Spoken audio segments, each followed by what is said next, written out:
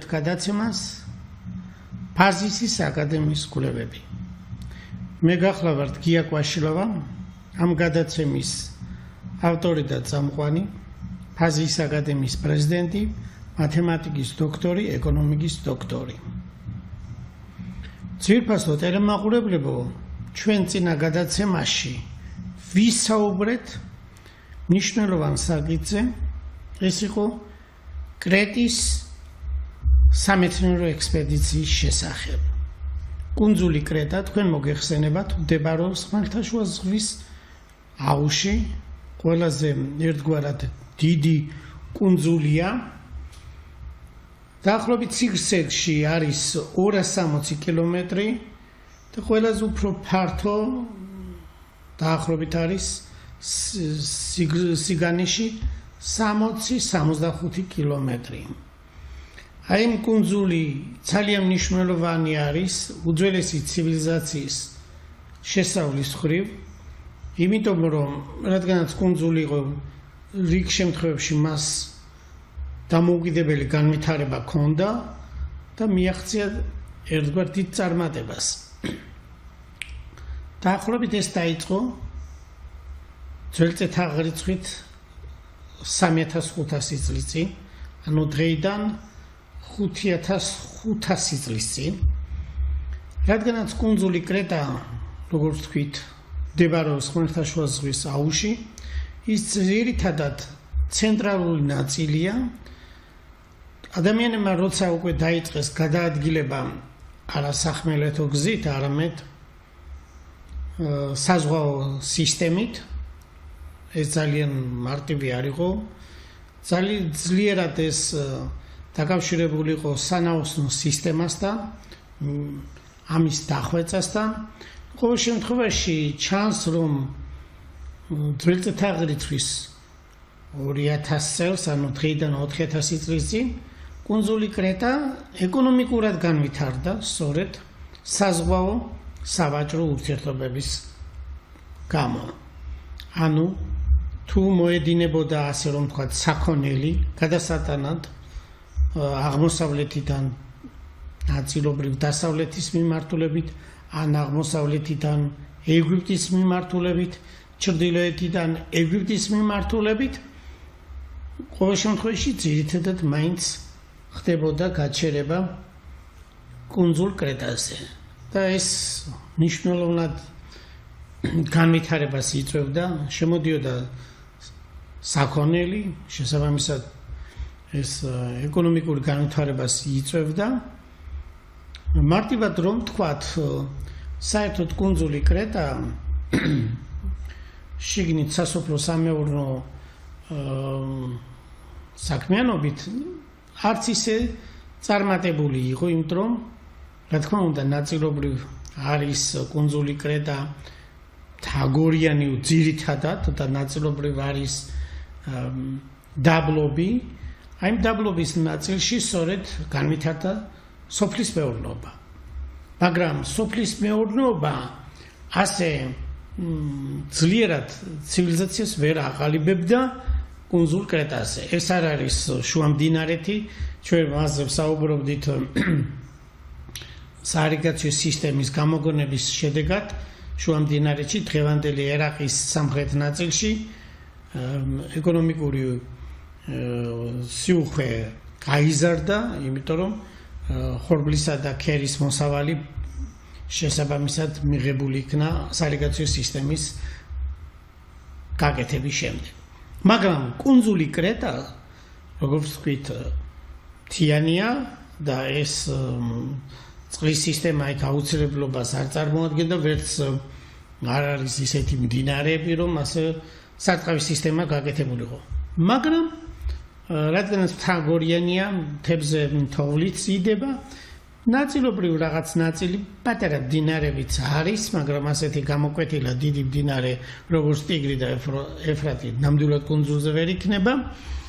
ამიტომ სისტემა განვითარებისა სახელმწიფოებრივი ჩამოყალიბებისა სხვა ნაწილში დაეყრდნო. ეს არის საზღვაო ურთიერთობები. ანუ ვაჭრობდა კუნძული კრეტა იმ ქვეყნებთან, რომელიც ახლა ძირითადად დაგისახელეთ. ამის დამამტკიცებელი საბუთი არის დოკუმენტი, სწორედ სავაჭრო საქონლო ნიშნები, სასაქონლო ნიშნები, რაც აღმოჩენილია კუნძულ კრეტაზე, საბეჭდავები და ეკონომიკური ჩანაწერები, რომელიც ძალიან მნიშვნელოვნად არის შემონახული კრეტის მუზეუმებში. ამიტომ განვახორციელეთ რამდენიმე სამეცნიერო ექსპედიცია, წელს 2026 წელს 7-12 მაისის სამეცნიერო ექსპედიცია კუნძულ კრეტაზე იყო რიგით მე-5. პირველი სამეცნიერო ექსპედიცია გავმართეთ 2013 წელს, შემდეგ იყო 2017-ში, 18-ში, 19-ში 23 და ახლა უკვე ვთქვით. ამ პერიოდებში ჩვენ ნაწილ შევისწავლეთ არქეოლოგიური ადგილები, მისი ფართობი და რიგი სხვა დეტალები. შევისწავლეთ არქეოლოგიური აღმოჩენილი მასალები, როგორც მუზეუმებში, ისევე სხვადასხვა კოლექციებში დაცულია. ძირითადად ჩვენ ახლა ჩამოვთვლით იმ მუზეუმებს, რომელშიც ჩვენ ძირითადად ვიმუშავეთ. როგორც მოგახსენეთ, 7-12 მაისს 2026 წელს რიგით მე-5 კრეტის სამეცნიერო ექსპედიცია მოეწყო. ექსპედიციის მიზანი იყო ბერძნული მითების მიხედვით აია კოლხეთის მეფე აიეტის დის კრეტის დედოფლის პასიფაეს, რომელიც ცნობილია მეუღლე მინოსის სახით, ანუ დღეს უკვე ცნობილია მინოსის ცივილიზაციის სახით, ამ ცივილიზაციის არქეოლოგიური, ეპიგრაფიული, კულტურული, ისტორიული ძეგლების შესწავლა და კრეტის, სანტორინისა და კოლხურ სამყაროებს შორის ისტორიულ-კულტურული კავშირების კვლევა. სანტორინი ძალიან პატარა კუნძულია კრეტასთან შედარებით, დაახლოებით 180 კილომეტრის ჩრდილოეთით მდებარეობს ეგეოსის ზღვის აუზში კუნძული სანტორინი. სანტორინის დასახელება არის იტალიური წმინდა ირინეა, თორემ ძველ ბერძნულად თირა ან თერა, ძველი ვარიანტით უფრო თერა არის, თანამედროვე თირა. ყოველ შემთხვევაში ახლა მთლიანად კუნძულის სახელი ეს არ არის და აქ აღმოჩენილი იქნა ბერძენი არქეოლოგი სპირიდონ მარინატოსის მიერ უნიშნელოვანი არქეოლოგიური ძეგლი, სასახლე აკროტირისში. ეს აკროტირი ვულკანური ამოფრქვევის შედეგად სრულიად დაიფარა და ის რაც იყო პირველანდის სახეთ, ისეთი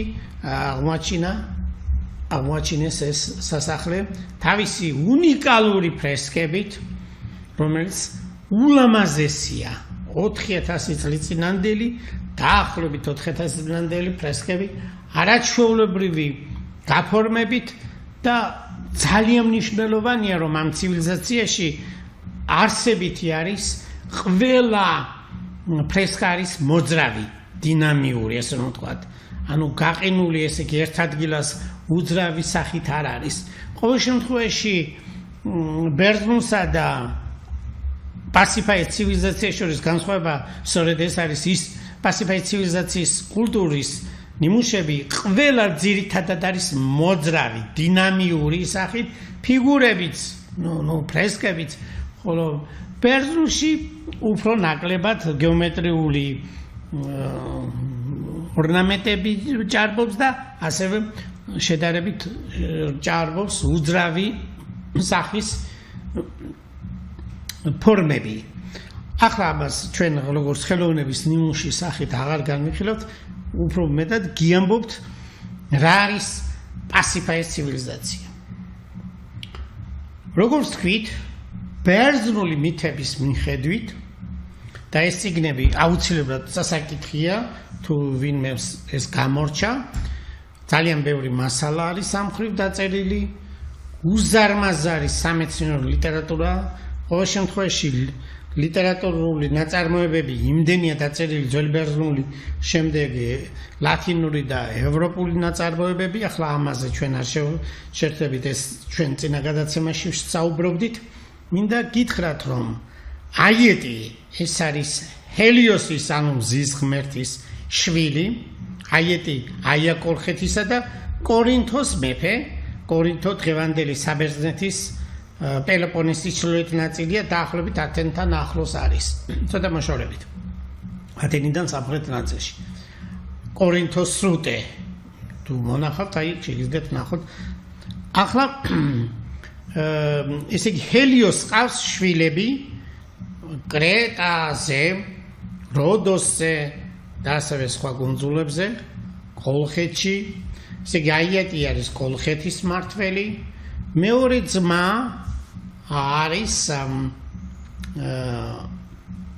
ყირიმის, ანუ ტავრიის მმართველი. კიდევ ერთი ძმა ყავდა აიეტს, რომელიც არის ეგვიპტის ერთგვარად მმართველი და მზის ტაძრის ამშერებელი. ბერძნული მითები ემოსამოს. ძირითადად ორი და არის გამოკვეთილი. კრეტესე არის დედოფალი, მმართველი, პირველი მმართველი კრეტისა პასიფაე. და ნუ დაგვავიწყდება, რომ ამ ცივილიზაციაში ძირითადი არის ქალი. ანუ ქალი არის მმართველი, ხოლო კაცი მას ჩაესიძება. და ისედაც ვიცით ბერძნული მითების მიხედვით, დედა პასიფაეს არის კრეტა, ანუ ქალღმერთი კრეტა, რომლის სახელი შემდეგ ქვია კუნძულ კრეტას.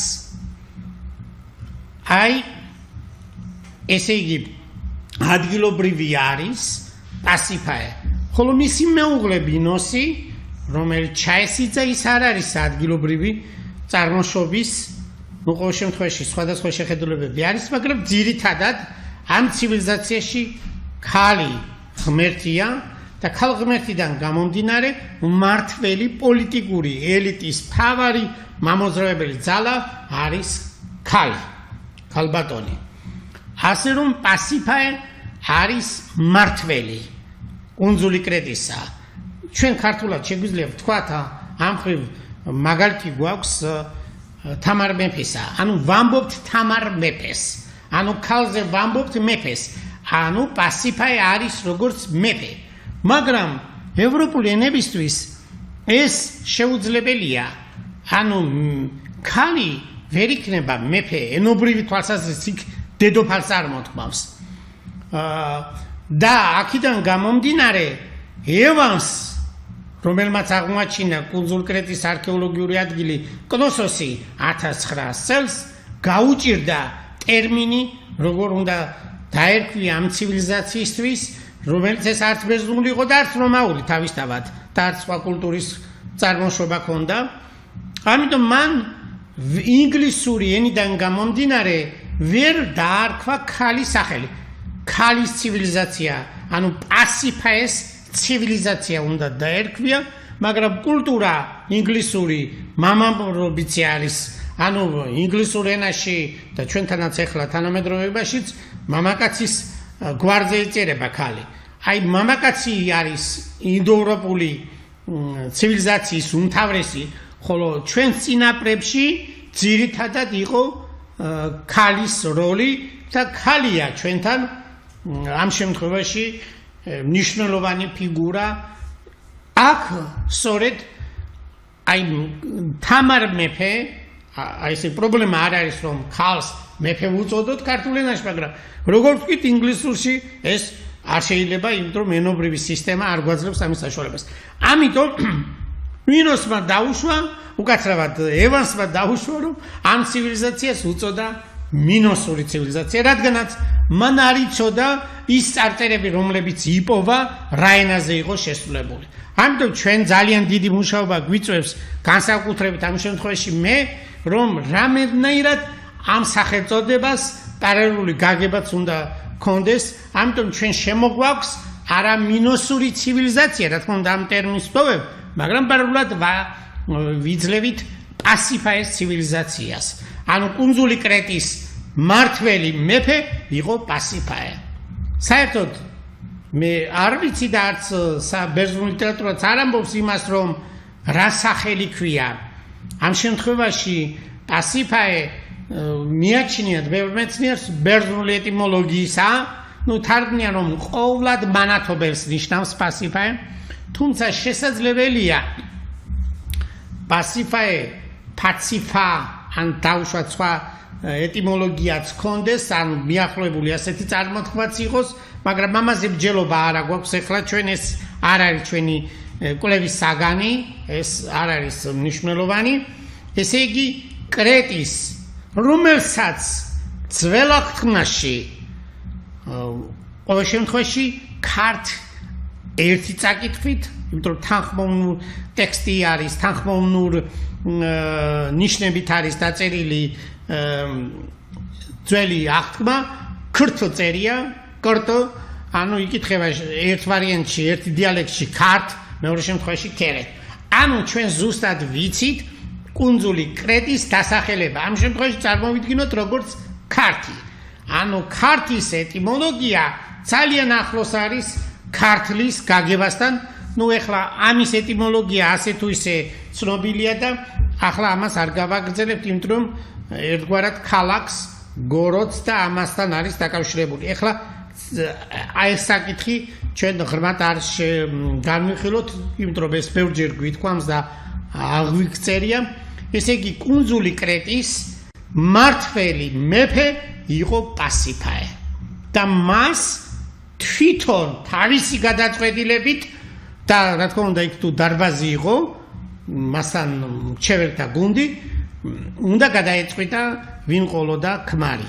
აი ეს არის, ანუ თავად ქალი ირჩევდა ქმარს. ეს მაგალითი ჩვენ ასე თუ ისე მსგავსად თამარ მეფესთან დაკავშირებით ვიცით. ამიტომ პირველი შემთხვევა არ არის ჩვენს ცივილიზაციაში ასეთი გაგება. მეორე ქალბატონი, რომელიც მართავდა კუნძულ აიაიას, ეს იტალიის რომთან ახლოს მდებარე კუნძულია და ვიცით ბერძნული მითების მიხედვით პასიფაეს გარდა, ანუ კირკეს, მეორე დას, აიეტისას ქვია, უბრალოდ კირკე ვთქვით, მაგრამ მას ჰყავს შვილები რომულუსი და იტალოსი. ამ სიტყვების გაგებიდან გამომდინარე, მითი ამბობს, რომ რომია აქედან შექმნილი და იტალია. ყოველ შემთხვევაში ამას პლუტარქე წერს. სხვა ავტორებიც წერენ. ახლა ამის გარდა კიდევ მნიშვნელოვანი რამ ვიცი ჩვენ, ახლა აიეწყავდა ქალიშვილი და ვაჟიშვილები, ამ შემთხვევაში დავასახელებ მედიას და მედიას ვაჟიშვილის სახელი, ესეც ბერძნულად წერია, თესალოსი, თესალია ქვია დღევანდელ საბერძნეთის ერთ-ერთ რეგიონს. ასევე ბერძნული წყაროების მიხედვით პელასგი ერქვა პელოპონეს. ჩვენ ამაზე ბევრჯერ საუბრობდით. აი ეს წარმოვიდგინოთ, რომ ზის ღვთაების ამ ზის შვილთა დინასტია, ანუ ოჯახი მართავს ხმელთაშუა ზღვის რეგიონის ქვეყნებს, გარკვეულ რეგიონის ქვეყნებსა და შავი ზღვის პირეთის ქვეყნების რეგიონს. აი ეს არის ბერძნული მითის მიხედვით სწორედ უძველესი პროტოქართველური კოლხური მოდგმის გავრცელება შავი ზღვის პირეთსა და ხმელთაშუა ზღვის პირეთში. ანუ ეს ჩვენ უნდა გაგვერკვია ბერძნული მითების თანახმად, საერთოდ ვიცოდეთ, რომ ბევრი მითის საშუალებით წაკითხული იქნა მნიშვნელოვანი გაუშიფრავი ტექსტები. მაგალითად, ხეთურში სწორედ მითი გახდა საფუძველი რა ენაზე უნდა მოეკითხა დაუშვათ ხროზნის. ახლა გავაგრძელოთ. ამიტომ ჩვენ დავიწყეთ 2013 წლიდან კუნძული კრეტის, კუნძული სანტორინისა და კონტინენტური საბერძნეთის არქეოლოგიური ადგილებისა და არქეოლოგიური მასალების შესწავლა. კვლევისას განსაკუთრებულ ყურადღება დავუთმეთ შემდეგ საკითხებს, პასიფაეს ცივილიზაციის მატერიალურ მემკვიდრეობას ამ ადგილას აღმოჩენილია კუნძულ კრეტაზე და სხვა პატარა კუნძულებზე და ასევე კონტინენტურ საბერძნეთის ტერიტორიაზე კრეტული იეროგლიფური A და B კლასის ხაზოვანი დამწერლობები. ეს კრეტული იეროგლიფები ასე დაარქვეს, რადგან იეროგლიფებს, ანუ ეგვიპტურის მსგავსი ნიშნები არის, ამიტომ კრეტაზე აღმოჩენილი და კრეტული იეროგლიფები დაარქვეს, ხოლო ევანსმა, რომელმაც აღმოაჩინა თიხის პირფიტები და სხვა მნიშვნელოვანი ნივთები, რომელზეც ხაზოვანი წარწერა, მან პირობითად დაყო ეს თიხის პირფიტები, წარწერები, რომელიც უფრო ძველია, A დაარქვა, A კლასის ხაზოვანი, რომელიც მოქმედებდა ძველი წელთაღრიცხვის 1950-დან 1450 წლამდე, ხოლო B კლასის ხაზოვანი მოქმედებდა ძველი წელთაღრიცხვის 1450-დან 1100 წელი ქრისტესშობამდე. აღმოჩნდა კვლევის შედეგად ეს არის სხვადასხვა ენაზე შესრულებული წარწერები A ძველია, ხოლო B უფრო მოგვიანე პერიოდის წერითი სისტემა და შესრულებულია 7000-ზე მეტი წარწერა. 1952 წელს ცნობილი მაიკლ ვენტრისმა გაშიფრა B კლასის ხაზოვანი დამწერლობა და ეს აღმოჩნდა მიკენური ხანის ბერძნული ენა. საოცარია, რომ ამ ტექსტებში, რომელიც დაახლოებით ესე იგი ქრისტესშობამდე 1350 წლის რომ არის, ან 1370 წლის წინანდელი, ან ესე იგი 3370 წლის წინანდელ წარწერებში თიხის პირფიტებზე ჩვენ გარკვევით ვიცით, რომ წერია აია, კოლხეთი, კუტაია, მაკირონე და სხვა ისეთი მნიშვნელოვანი სიტყვები, ტოპონიმები და ეთნონიმები, რომელიც უშუალოდ უკავშირდება კოლხურ სამყაროს.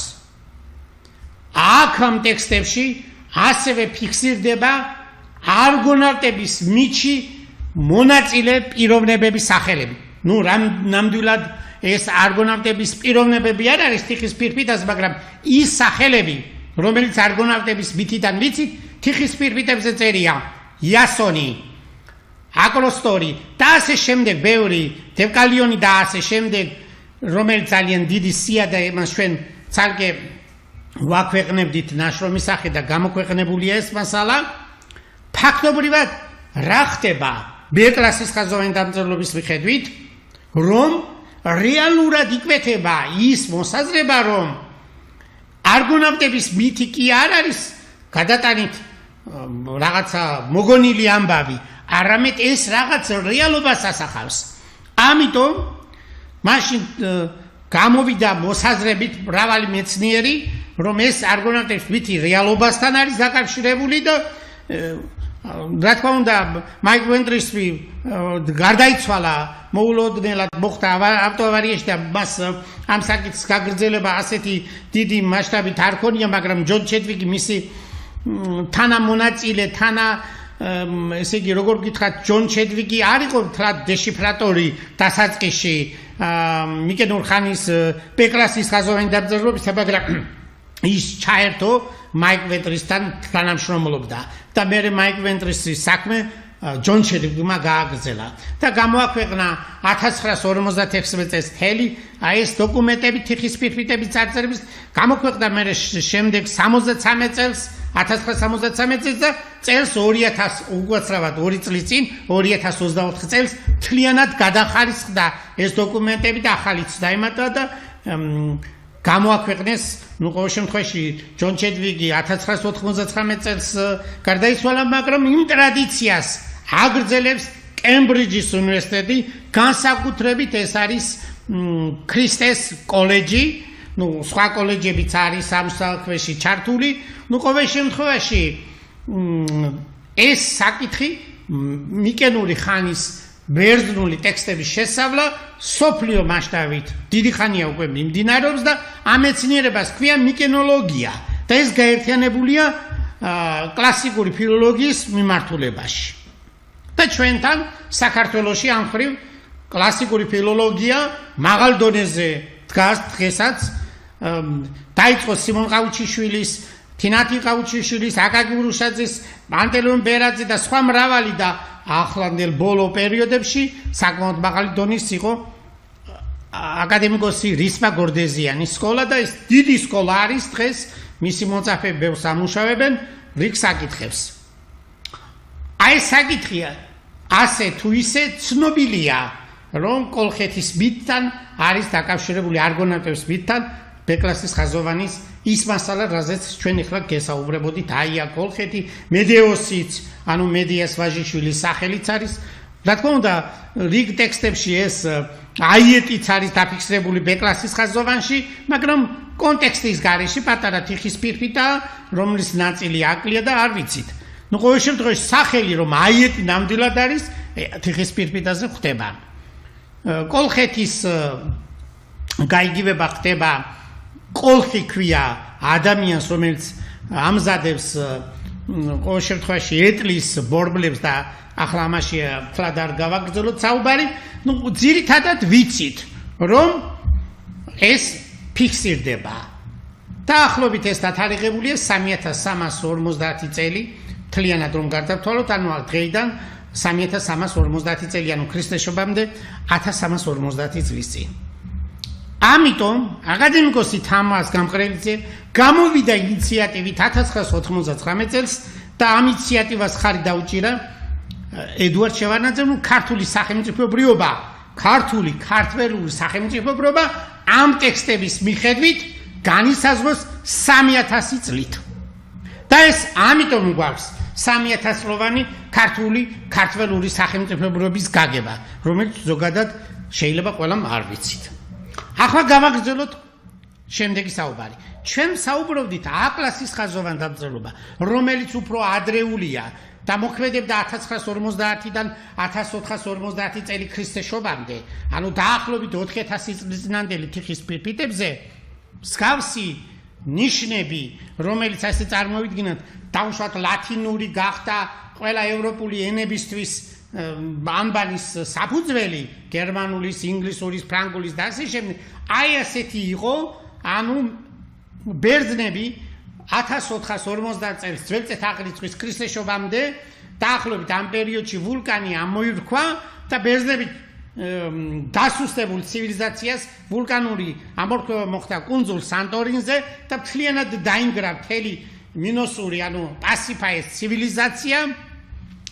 განადგურდა მისი ფლოტი, ამაზე ვსაუბრობდით, სასოფლო სამეურნეო სისტემაც მოიშალა, იმიტომ რომ ვულკანის ამორქვევის შედეგად ამოიფრქვა მომწამლავი აირები და ამის გარდა ის ნივთიერებები, რომელიც ფერფლად დაედო 3-4-5 მეტრის სიმაღლის იყო ზოგიერთ ადგილებში და ამიტომ სასოფლო სამეურნეო საქმიანობა მთლიანად შეწყდა კუნძულ კრეტაზე. სანტორინი აბსოლუტურად განადგურდა, თუმცა ახლა არქეოლოგიურ მასალაზე ჩვენ საუბრობდით, რომ ვულკანური ამორქვევის შედეგად კუნძულ სანტორინზე აკროტირის მთელი აღმოჩენებია უკვე აღმოჩენილი და ეს მუზეუმშია გამოფენილი თერას პრეისტორიულ მუზეუმში. ახლა ვისაუბროთ კუნძულ კრეტაზე. კუნძული კრეტას აი სწორედ ამ პერიოდში ბერძნული მითების მიხედვით სანამ ვულკანური ამორქვევა მოხდებოდა სანტორინზე მართავდა პასიფაე და მისი ცივილიზაცია. ამ ბერძნული მითების მიხედვით ეს არის კოლხური ცივილიზაციის ერთ-ერთი ნაწილი. ჩვენ ეს განვიხილეთ როგორც მათემატიკური და კომპიუტერული მოდელების საშუალებით და ჩვენ ამაზე გესაუბრებოდით, რამდენჯერმე გადაცემა მიუძღვენით ამ თემას, სწორედ მოდელირებაც გვაჩვენებს ამ ამბავს, რომ უძველეს პერიოდში როგორ დაიშალა საერთო ქართველური ენობრივი სისტემა. პელაზგური ჯგუფი მუშაობდა მათემატიკურ კომპიუტერულ მოდელებზე, თემურ ჩილაჩავა, მე და გია ფოჩხუა. ეს ასე თუ ისე უკვე ვიცით. მაგრამ ახლა დაუბრუნდეთ კუნძულ კრეტას. კუნძული კრეტაზე ეს სავაჭრო სასაქონლო ურთიერთობები ძალიან განვითარებულია, ეკონომიკა მაღალ დონეზე დგას, ამაზე ჩვენ ხო რამდენიმე წუთის წინათ ვსაუბრობდით და ცალკე ეკონომიკური საკითხებიც განვიხილეთ. ამიტომ კრეტა არის განვითარებული ცივილიზაცია. განვითარებული ცივილიზაცია სავაჭრო ურთიერთობებისთვის, როგორც თქვით, ეკონომიკური ურთიერთობამ განაპირობა დამწერლობისა და მათემატიკის შექმნა, ანუ აღრიცხვა. დროს აუცილებელია ჩაწერა და გამოთვლა. ამიტომ შეკრება, გამოკლება, გამრავლება, გაყოფა ამ თიხის ფირფიტებზე, B კლასის ხაზოვანზე საუბრობდით და მსგავსი აღრიცხვაც არის, მაგრამ როცა ბერძნები ჩავიდნენ კუნძულ კრეტაზე, მათ დამწერლობა არ ჰქონდათ, არც წერის კულტურა ჰქონდათ. აქედან ისწავლეს კუნძული კრეტიდან, კნოსოსის სასახლეში აღმოჩენილი თიხის ფირფიტებიდან და ჩვენ ვიცით პირველად, რომ კნოსოსის სასახლეში აღმოჩენილია B კლასის ხაზოვანი წარწერები, რომელიც ბევრი რამ არ იკითხება და ჩვენ გვაქვს საშუალება, რომ ეს ადგილობრივი, ენობრივი მონაცემებიც არის მოცემული B კლასის ხაზოვანში. როგორც ვთქვით, A კლასის ხაზოვანი ჩვენი კვლევების თანახმად სრული დეშიფრაცია უკვე რამდენი წელია 30 წელზე მეტია მიმდინარეობს და ეს არის პროტოქართველური უძველესი პროტოკოლხური ენაზე შესრულებული ტექსტი, რომლის დეშიფრაცია ლინგვისტურ კანონზომიერებებით უკვე გამოქვეყნებულია როგორც საქართველოსა და უცხოეთის მრავალ, ესე იგი, როგორ ვთქვათ, ეს მნიშვნელოვან ჟურნალებში, იმპაქტორიან ჟურნალებში და ასე შემდეგ, ნუ ახლა ამაზე არ გავაგზავნებ, მაგრამ რეიტინგიან ჟურნალებში, ინგლისურ ენოვანში და რა თქმა უნდა საქართველოში მთლიანად 1427 წარწერიდან უმრავლესობა უკვე მთლიანად გამოქვეყნებულია. ძვირფასო ტელემაყურებლებო, როგორც ვთქვით, უძველესი პროტოქართველური, ანუ პირველი ქართველური დამწერლობის ნიმუში არის A კლასის ხაზოვანი დამწერლობა. აი ამ ტექსტებში ჩვენ ხვდება ასევე კრეტული იეროგლიფური ტექსტების შესრულებული 347 ცალი წარწერა. აი ამ ტექსტებში ხვდება ესე იგი A კლასის ხაზოვანსა და კრეტული იეროგლიფებში, რომელიც დათარიღებულია ქრისტეს შობამდე 3000, ესე იგი დღეიდან რომ გადავთვალოთ 3950, 3550, ანუ ქრისტეს შობამდე 1950, 1450 წლის წინ. აი ამ პერიოდის წარწერებში ხვდება კოლხეთი, ხვდება აიეტის სახელი, ხვდება მაკრონის სახელი, ანუ უძველესი მეგრული ტომების სახელწოდება, რომელიც ასე ვთქვით მაკირონის სახით არის ბეხაზოვანში ერთ ადგილას ნახსენები, აქ არის მაკარიტე, ანუ ამ უძველესი ტომების დასახლება კუნძულ კრეტაზე. საოცარია კუნძულ კრეტაზე ძირითადად ეს მოსახლეობა იყო, მაგრამ შემდეგში ნაწილ უკვე შემოდის სხვა ტომები, სანამ ბერძნული ცივილიზაცია მთლიანად დაიპყრობს. ნუ ამის დეტალებზე ახლა ჩვენ საუბარი არ გვაქვს.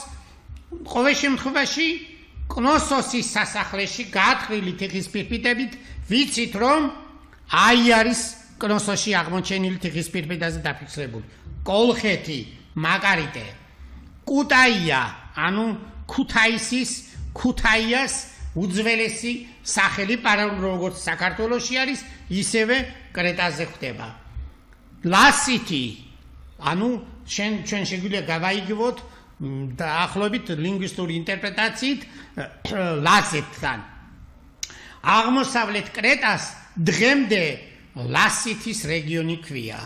მთებიც არსებობს და ვიცით ბერძნული წყაროების მიხედვით, ისტორიული წყაროების მიხედვით, ძველ წელთაღრიცხვის მე-3-მე-4 საუკუნემდე კიდევ წერდნენ ეს ხალხი, სანამ ბერძნული დაიპყრობდა მთლიანად, მთებში შეხიზნული ეს უძველესი პელაზგური ტომები იმ ენაზე, შეიძლებოდა გრაფიკა ბერძნული ანბანის ნიშნებით ყოფილიყო, თუმცა ის ბერძნული წარმოშობის არ არის თავად ანბანური სისტემის გრაფიკა, ეს უკვე ვიცით და ახლა კიდევ არ გავიმეორებთ ამ გადაცემაში, თუმცა ის რომ ამ თიხის ფირფიტების ამოკითხვა გვაძლევს A კლასის ხაზოვანისა და კრეტული იეროგლიფების ამოკითხვა უდიდეს საქმეს, რომ ესე იგი ჩვენი ენა წერილობით სახით უკვე 4000 წლის წინ არსებობს.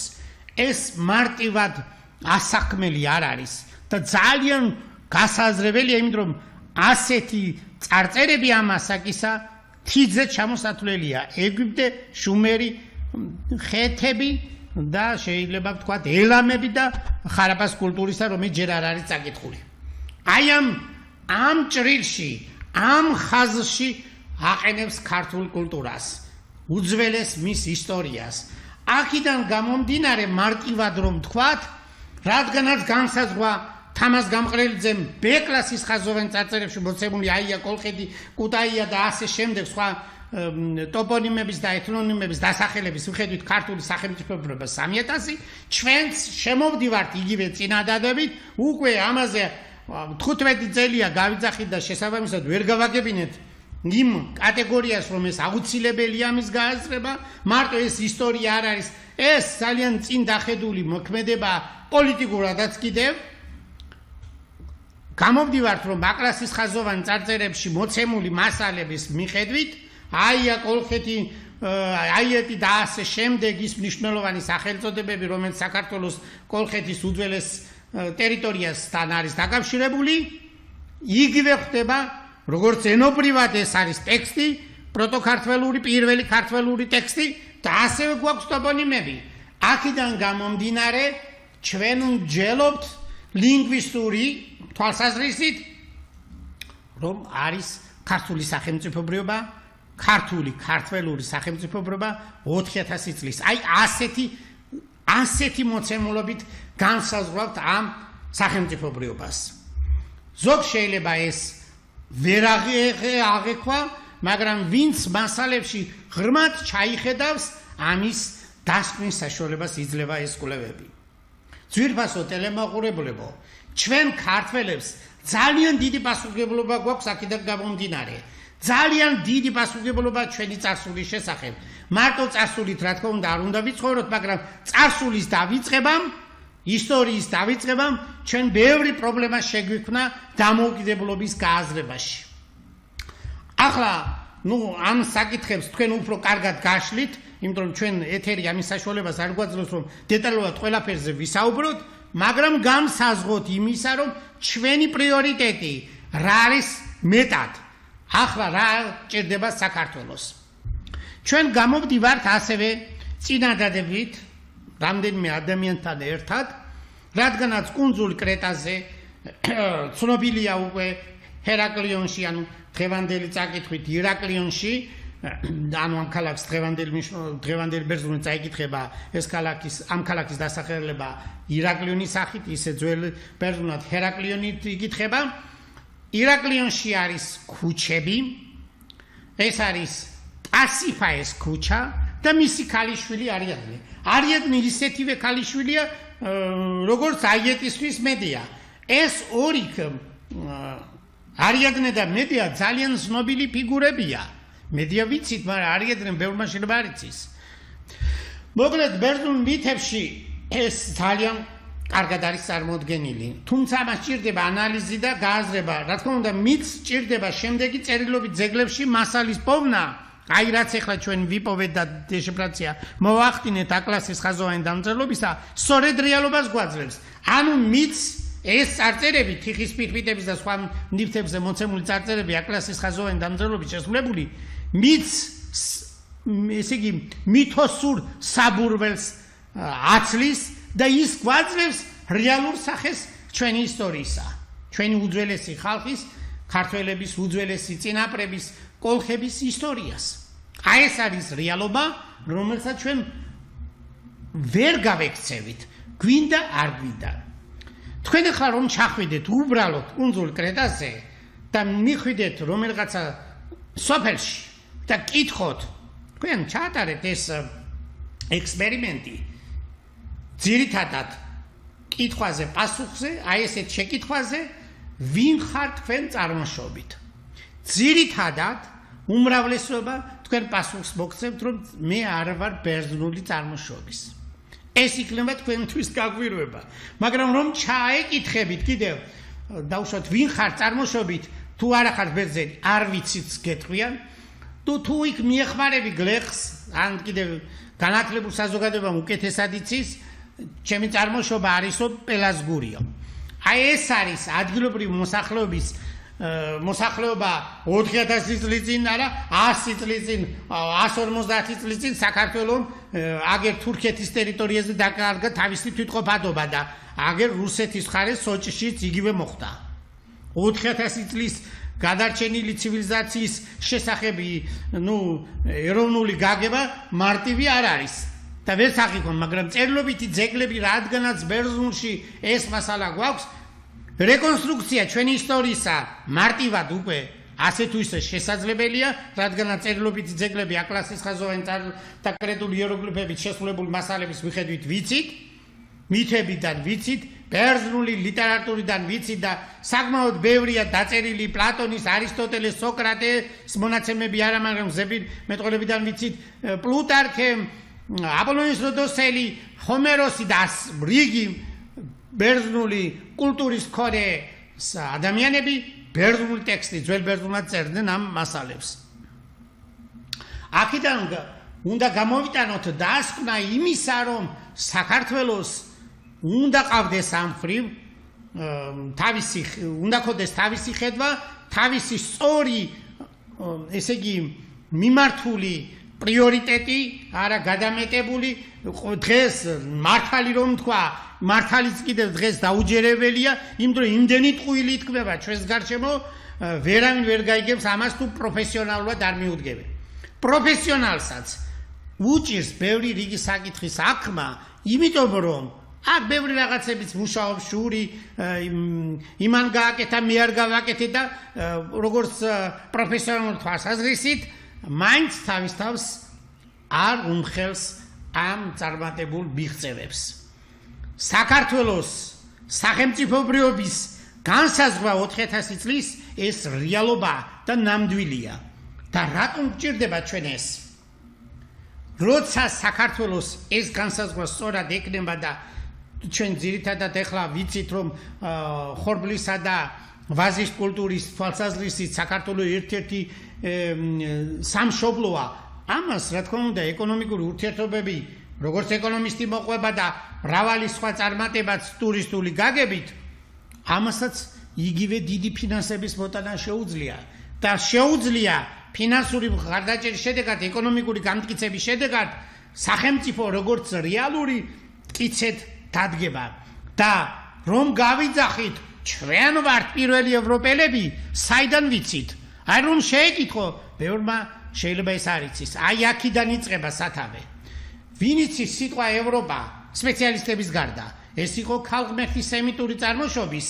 ანუ ფინიკიელი ქალღმერთის ასე რომელიც ზევსმა მოიტაცა და კუნძულ კრეტაზე წაიყვანა აი სწორედ ევროპის გააგება კუნძული კრეტიდან მოდის და შესაბამისი ძეგლებიც დგას კუნძულ კრეტაზე ევროპა და ხარი არის თავად ზევსზე შემომჯდარი ანუ ხარზე შემომჯდარი ევროპა აი ეს არის ანუ ფაქტობრივად ვინც წერილობით ძეგლებს ორიგინალში კითხულობს ის დაასკვნის რომ ეს ცივილიზაცია პროტოქართველური პირველი ქართველური პროტოკოლხური არის სწორედ ევროპის საწყისი კუნძულ კრეტაზე ქართის კუნძულზე დაიწყო პირველი ევროპული ცივილიზაცია ახლა ჩვენ დავსვათ შეკითხვა კიდევ მსგავსი წერილობითი ნიმუში თუ არის საქართველოს ტერიტორიის აღმოჩენა ძირითადად მოგვიანო პერიოდისა და ჩვენ გვაქვს ხაზოვანი დამწერლობის ნიშნები მე-5 მე-6 ძველწითაღრიცხვით სანამ გლოვანი დამწერლობა გაჩნდებოდა საქართველოში. ნუ ყოველ შემთხვევაში სხვადასხვა შეხედულებები არსებობს და ახლა ჩვენ ამას არ ჩავღრმავდებით, მაგრამ გვაქვს არქეოლოგიური მასალა, რომელიც ინახება ვანის მუზეუმში, სადაც ცალკეული ნიშნები არის ხაზოვანი მოცემული. რამდენიმე არის 4 ნიშნიანი, ეს არის დაბლაგომის დოქი, რომელიც პროფესორ ვახტანგ გლიჩელის ნაშრომებში ასახული და ადრე თოლორდავას ნაშრომშია და გვაქვს კიდევ სვანეთის მუზეუმში დაცული ექსპონატი და აქედან ჯელობა შეგვიძლია ვთქვათ, კიდევ სხვა ექსპონატიც არის ჩვენი ვარაუდით ეს არის ჩხოროწყუს მუზეუმის ექსპონატიც თუ მისი იდენტიფიკაცია არქეოლოგიურ თვალსაზრისით სწორად მოხდება. ყოველ შემთხვევაში არქეოლოგიური იდენტიფიკაცია არ მომხდარა ცხოროწყუს მუზეუმის ექსპონატის მიმართ. ახლა დავანებოთ მის რეალობასთან კავშირს საუბარი, მაგრამ რადგანაც გვაქვს ეს ხაზოვანი ნიშნები, რაზეც ჰაინც ფენრიხი თავის წიგნში არაჩვეულებრივად მიმოიხილავს, ეს არის უძველესი ქართული დამწერლობის ნიმუში ხაზოვანი, რომელიც ასომთავრულამდე, ასეთი გაგებით რომ თქვა, ეხლა ზოგადად ასომთავრულზე სხვადასხვა თეორიებია და ჩვენ არ შევდივართ მათ პოლემიკაში, მაგრამ როგორც ასე ამბობს ჰაინც ფენრიხი, უძველესი პერიოდის ხაზოვანი დამწერლობის ნიშნები აღმოჩენილია დაბლაგომში და ამის გარდა სხვაგან ბევრ ადგილას თელ საქართველოს ტერიტორიაზე, მაგალითად მცხეთაშიც არის ცალკეული ნიშნები, ნაპოვნი ხაზოვანი დამწერლობის ნიშნები. ცალკეული ნიშნები, იმიტომ ვამბობთ, რომ მარტო ერთი ნიშანია ჭურჭელზე და ეს შეიძლება იყოს როგორც ოსტატის ვინც გააკეთა თიხან, ვინც ჭურჭელი დამზადა მისი სასაქონლო ნიშანი და შეიძლება მართლოვანი ნიშანი, თუმცა ეს ყველა მართლოვანი ნიშანია. ძირითადად სამეგრელოში მოგვიანე პერიოდამდე ცხენის დაღებიც კი მსგავსი ფორმის არის. მოკლედ, ხაზოვანი დამწერლობა საქართველოში უძველეს პერიოდიდან არსებობდა და ეს სხვა მყარი მასალაზე, ქვაზე და სხვა რაღაცებზეც უკვე აღმოჩენილია და ჩვენ ამაზე მსჯელობას არ გავაგრძელებთ. აი სწორედ რაზეც აპოლონიუს როდოსელი არგონავტიკაში წერდა, რომ კოლხებს აქვს მამაპაპათან ნაწერი კვირბები, აი კვირბები, ანუ კვირბეისი, რომელიც ბერძნულად ასე წარმოითქმის, ეს რა თქმა უნდა ლანდკარტები, ანუ რუკებთან არის დაკავშირებული, მაგრამ რადგანაც ამბობს აპოლონიუს როდოსელი, ყველა ხმელეთისა და ზღვის ის ნაჩვენებია, ყოველ შემთხვევაში კარლ რიტერი, ცნობილი პირველი მეცნიერი გეოგრაფი, კარლ რიტერი გერმანელი, ამას აღნიშნავს, რომ კოლხებს მიეკუთვნება სწორედ ლანდკარტების შექმნა, კარტოგრაფიის ხელოვნება, ასე რომ ვთქვათ, ანუ კოლხების დამსახურება არის და არა ბერძნებისო. შემდეგში ჩვენმა პატრიარქმა კირიონ მეორემ 1900 წელს თავის წიგნში, ცნობილ წიგნში ივერის კულტურული როლი რუსეთის ისტორიაში. მოკლედ, აქ არის ნახსენები კვირბები, რომელიც ამბობს ასეთ მნიშვნელოვან აზრს კირიონ მეორე, რომ ჰეროდოტეს, ანუ ისტორიის მამას, მის თვალწინ როცა წერდა ისტორიას ძველი ხალხებისა, თვალწინ ელაგა კოლხური კვირბები. აი ეს ინფორმაცია დაცული. ამის გარდა ბერძნულ წყაროებში გვაქვს ჩვენ მასალა ხრისოგრაფია, აი ესეთ სახელწოდებით, ანუ ოქრო დამწერლობა, აი ეს ოქროს დამწერლობის ნიმუში ჩვენი კვლევების თანახმად აღმოჩნდა ფესტოსის დისკო, იმიტომ რომ ფესტოსის დისკოზე დაბეჭდილი ნიშნები თიხაზე ორივე მხრიდან საოცარი რამ არის ფესტოსის დისკო, რომელიც გამოფენილია ჰერაკლიის არქეოლოგიის მუზეუმში, როცა თქვენ შეხედავთ მას პირდაპირ ორიგინალს, ეს არის ყალიბების პატარა, ესე იგი ყალიბების არაფრთლიანი დიდი ყალიბით, არამედ ყოველი ნიშანი ოქროს ყალიბითაა დამზადებული და თიხის ფირფიტაზე პირველი საბეჭდია გაკეთებული ორივე მხრიდან. პირველი წიგნი, ასე რომ ვთქვათ, პირველი ბეჭდვითი დოკუმენტი. წარმოიდგინეთ, ევროპაში როდის იწყება, რა თქმა უნდა, სამანქანო სისტემით ბეჭდა ქაღალდზე.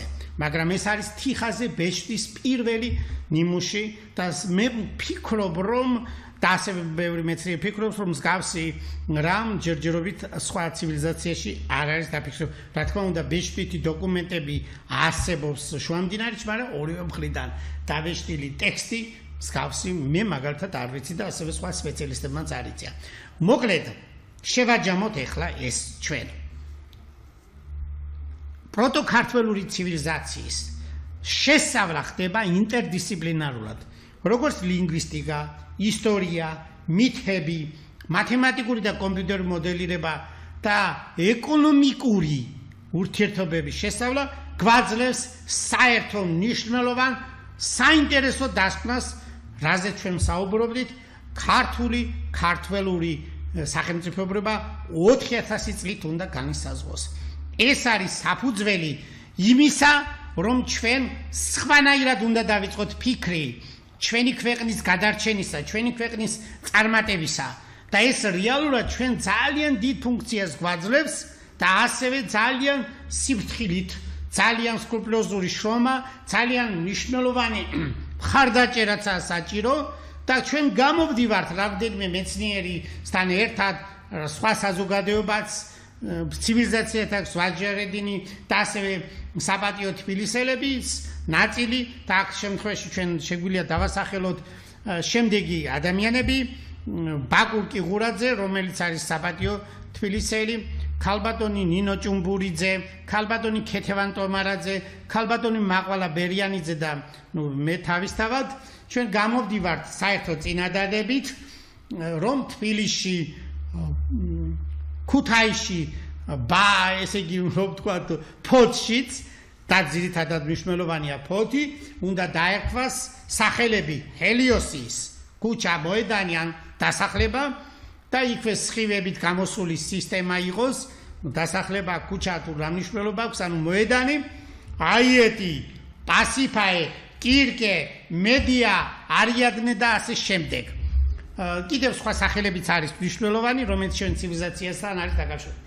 მაგრამ აქ უნდა ვთქვა ხაზგასმით, ვინც მედიას როლს აკნინებს და გამოყავს, რა თქმა უნდა, ევრიპიდეს მიხედვით ორივე შვილი სკვლელიაო, ახლა ეს მოსაზრებაც არსებობს ბერძნულ ტრაგედიაში, მაგრამ არის ბერძნულ მითებში ადრეულ პერიოდში, რომ მედიას ეს დააბრალეს, ყოველ შემთხვევაში ეს ვიცით ჩვენ და ბერძნულ წყაროების მიხედვით 14 შვილი ყავდა მედიას და არა 2, 7 სახელი ბერძნულ წერილობით წყაროებში მე თავად ვიპოვე, 6 ბაჟიშვილისა და 1 ქალიშვილის სახელი.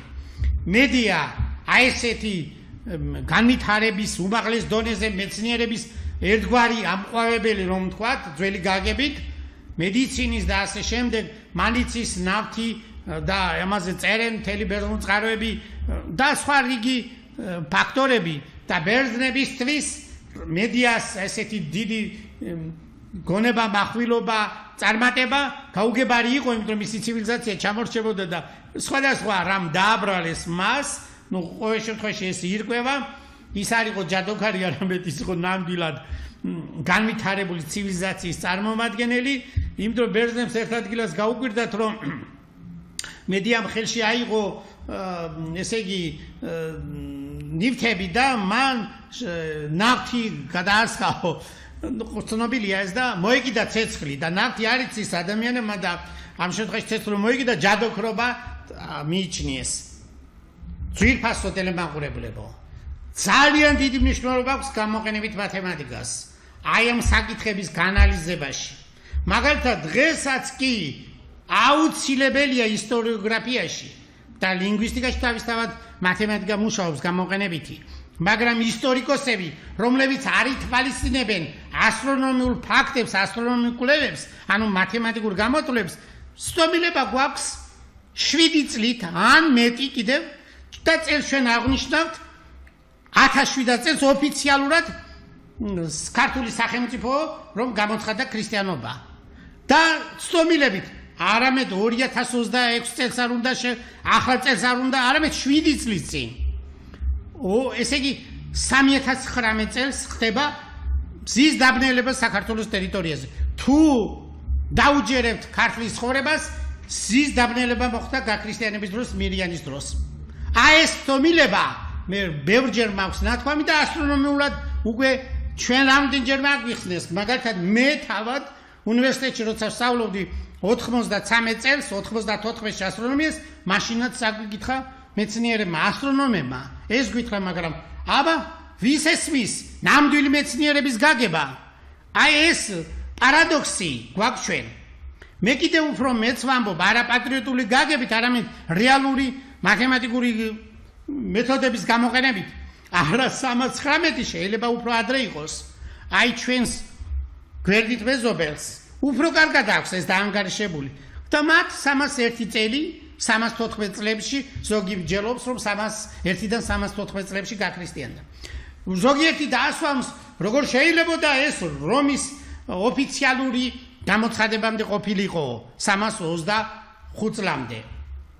ძვირფასო ტელემაყურებლებო, რომის გაქრისტიანებაც ოფიციალურად შეიძლება ცოტა ადრეც ყოფილიყო, იქ თარიღების გადათვლის დროს ცნობილება არის და მე ყოველ შემთხვევაში შევამოწმე და ვღებულობთ იმ ცნობილებას, რაც დაკავშირებულია გაანგარიშებასთან.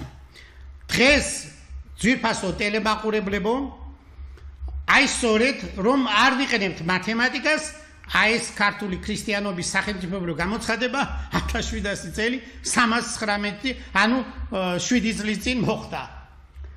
და აი ეს პარადოქსები გვექნება ჩვენ, სანამ მეცნიერება არ იქნება საქართველოში მაღალ დონეზე და მეცნიერება სანამ არ იქნება რჩეველი ყველაფრის რეალურად და არა ქაღალდზე დაწერილი. ძვირფასო ტელემაყურებლებო, დღეს ამით დავემშვიდობოთ ერთმანეთს. შემდეგ გადაცემებში ჩვენ კიდევ გიამბობთ ისეთ მნიშვნელოვან ფაქტებს, რაც პარადოქსულ სიტუაციაში ამყოფებს დღევანდელ საქართველოს, იმიტომ რომ რიგი მეცნიერული მიღწევები შესაბამისად არ არის გამოყენებული. დიდი მადლობა ყურადღებისთვის, კარგად ბრძანდებოდეთ.